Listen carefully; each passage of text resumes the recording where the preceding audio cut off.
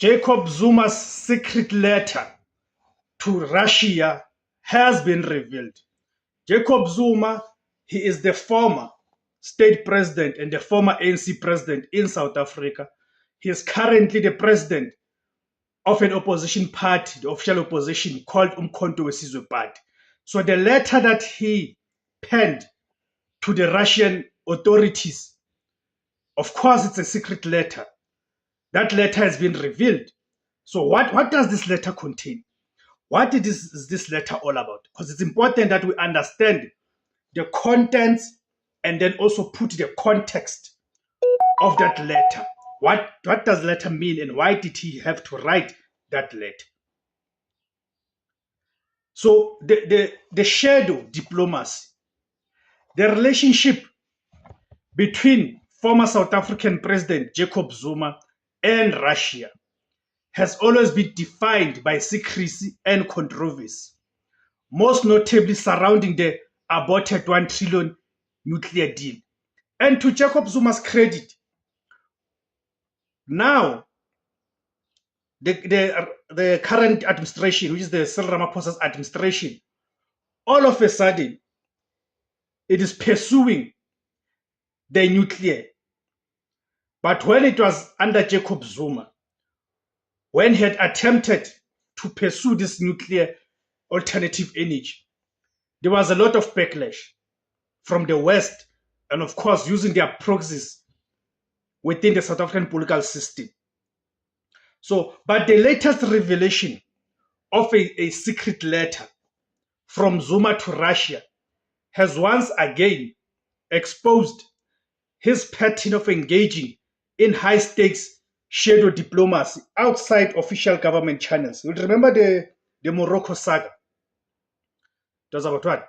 Around June, which ultimately, of course, led to the falling out of the likes of Floyd Shivambu, who at the time was still the Secretary General of the Umkhonto weSizwe Party. Still remember that Jacob Zuma went to Morocco and all of a sudden supported Morocco against the people of Western Sahara. Okay? So Zuma now, he seems to be engaging a lot in these activities. So again, has exposed this pattern of engaging in high-stakes shadow diplomacy outside official government channels.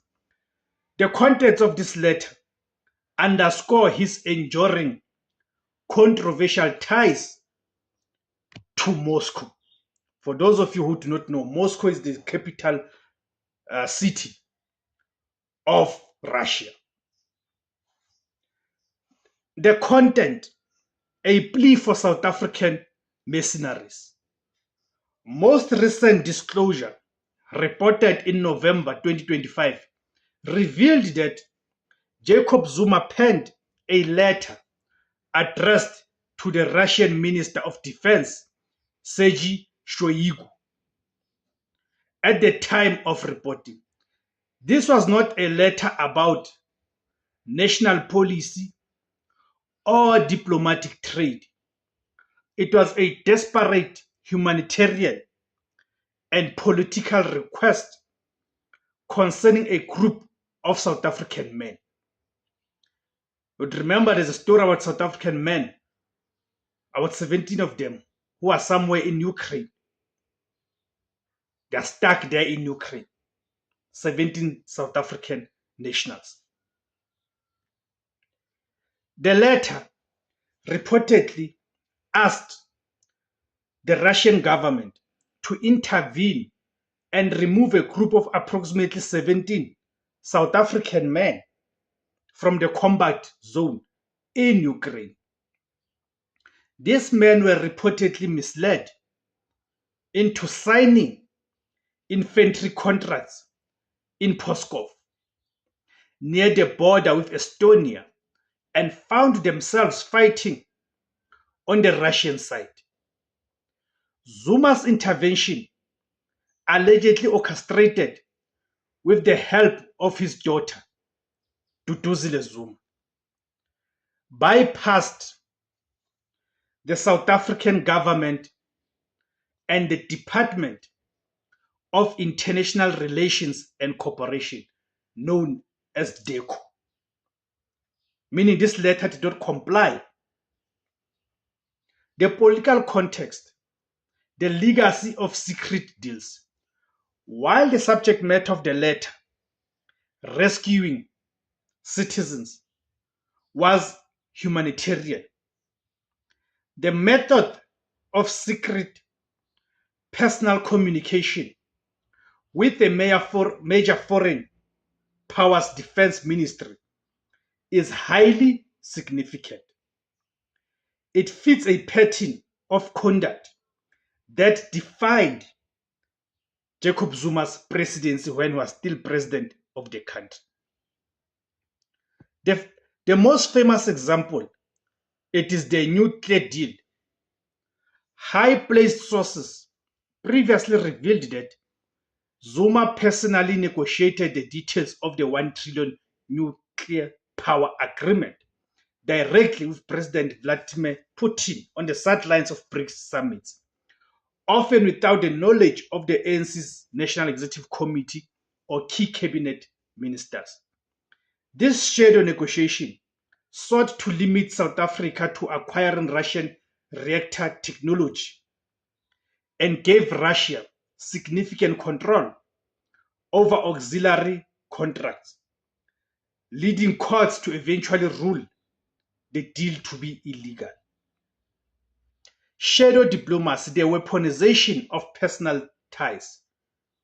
In the view of his critics, Zuma's continued use of secret personal correspondence after leaving office, whether about a nuclear deal or mercenary crisis, demonstrates an enduring willingness to conduct foreign policy through personal, non-transparent channels rather than formal diplomatic structures. Number one, bypassing the state.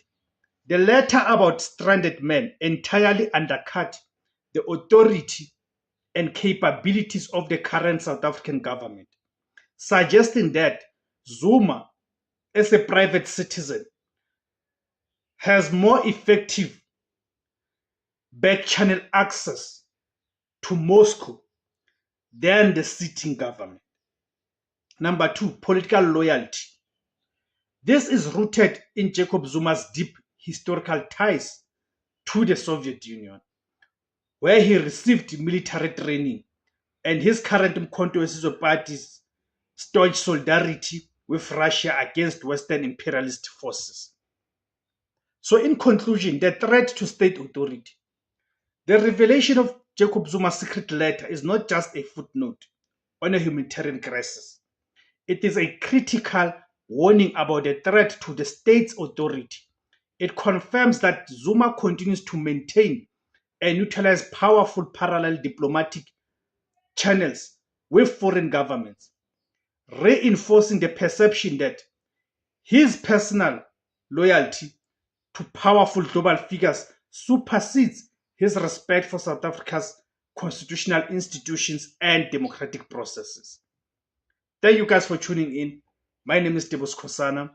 The name of the platform is Izwi Labansundu, the voice for Africans. Kamakuma Africa.